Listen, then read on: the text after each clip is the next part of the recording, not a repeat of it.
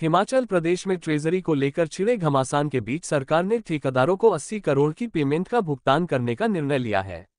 इसे लेकर मुख्यमंत्री सुखविंदर सिंह सुक्खू की अध्यक्षता में आज हुई बैठक में संबंधित अधिकारियों को निर्देश जारी किए गए। पेमेंट को लेकर नेता प्रतिपक्ष सहित भाजपा के नेता लगातार सरकार पर हमलावर हैं। लोक निर्माण मंत्री विक्रमादित्य सिंह ने पलटवार किया है और नेता प्रतिपक्ष को ठेकेदारों की चिंता न करने की सलाह दी है। विक्रमादित्य सिंह ने कहा कि नेता प्रतिपक्ष जयराम ठाकुर आए दिन बयानबाजी करते हैं। जयराम ठाकुर पूर्व मुख्यमंत्री रह चुके हैं, गैर जिम्मेदाराना बयानबाजी नहीं करनी चाहिए।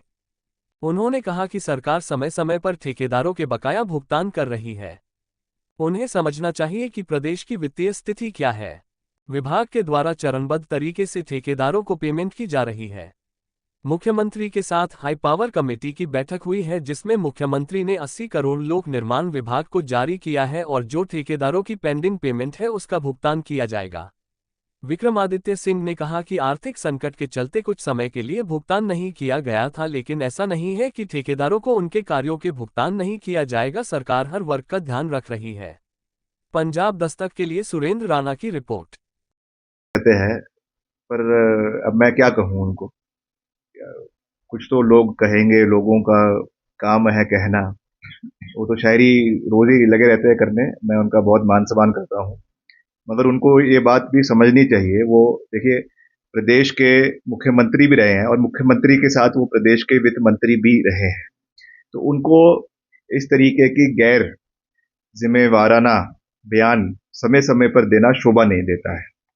मैंने पहले भी कहा, मैं व्यक्तिगत रूप से उनका बहुत मान सम्मान करता हूं, मगर उनको पता होना चाहिए कि समय के साथ चरणबद्ध तरीके से सारी पेमेंट्स ठेकेदारों की, चाहे वो ए क्लास है, चाहे बी क्लास है, चाहे सी क्लास है, चाहे डी क्लास है, चाहे वो सेंट्रल स्पॉन्सर्ड स्कीम्स है, चाहे वो नाबार्ड की स्कीम्स है, चाहे वो सीआरएफ की स्कीम्स है, चाहे वो प्रदेश बजट की स्कीम्स है, हर तरीके के कार्यों का जो है अनुदान डिपार्टमेंट द्वारा किया जा रहा है। पिछले कुछ समय से, क्योंकि थोड़ा सा एक वित्तीय संकट प्रदेश के ऊपर था, और ये ऐसा नहीं है कि आज ही है, ये तो लगातार चल रहा है। जब पुरानी सरकारें थी उस समय भी ये रहा है, मगर फिर भी हम सभी जो हमारे क्रेडिटर्स हैं, जिन्होंने काम किए हैं, उनके चरणबद्ध तरीके से पेमेंट करवा रहे हैं। आज ही इसकी एक विशेष बैठक, हायर डेलीगेशन मीटिंग मुख्यमंत्री जी की अध्यक्षता में आज सुबह ही हमने करी है।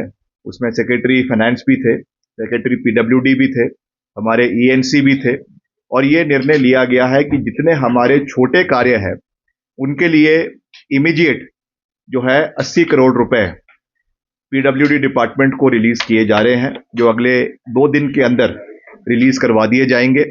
और इससे हमारा भुगतान जो है वो कार्यों का जैसे पहले भी हो रहा है वो आगे भी होता रहेगा। तो मैं समझता हूं कि जयराम जी को ठेकेदारों की इतनी चिंता नहीं होनी चाहिए। चिंता करनी चाहिए तो प्रदेश के लोगों की करनी चाहिए। ठीक है, ठेकेदार भी एक बहुत महत्वपूर्ण कड़ी जो है वो निभाते हैं, काम करते हैं, मगर चरणबद्ध तरीके से सब कार्यों का भुगतान किया जा रहा है। और बहुत से ठेकेदार जो है वो कोर्ट्स में भी जाते हैं, कोर्ट से भी उनको एडवर्स ऑर्डर मिलते हैं।